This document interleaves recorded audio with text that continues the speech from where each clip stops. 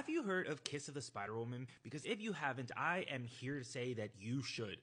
It is such a beautiful story that has been translated into various iterations. It is started off as a book by Manuel Piug, became a play, became a movie, became a musical, and now it will hit theaters later this year as a movie musical starring Diego Luna and Jennifer Lopez. So now why does Kiss of the Spider Woman continue to be told and retold in different iterations? And that's because it continues to be extremely relevant. This is a story that is set in Buenos Aires in 1975, a time of deep political unrest, rising government oppression. You have our two main characters, Molina and Valentin. Molina was arrested for the crime of corrupting a minor, and Valentin is a political revolutionary. Both of them represent essentially what the government hates the most, and that is political rebellion and queerness. And I think that in this day and age, nothing could be more relevant, unfortunately. But through that, you learn that there is actually a direct correlation between political liberation and the dignity of queer love that is so beautifully written. And this book was written in the 70s, almost 50 years ago, more than 50 years ago.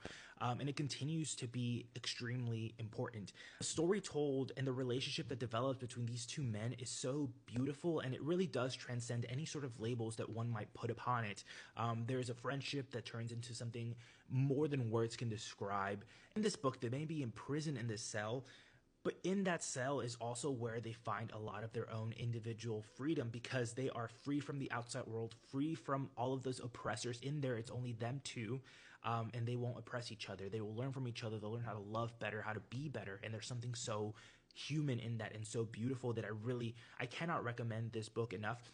It is told mainly through dialogue, which can be a little bit jarring at first. But if the book is too much to start with the movie, start with the play. It is such a beautiful story, regardless of how you take it in, that I do think it's worth your time seeking out. It is a story that has stayed with me for months after originally reading the novel. I see a news article, I see something about a protest online, I see a post on Instagram. There's so many things that happen on my everyday life that bring me back to this book and bring me back to the lessons that I've learned about freedom, about individuality, about accepting who you are and accepting others for where they're at, and how to make this world better in that regard.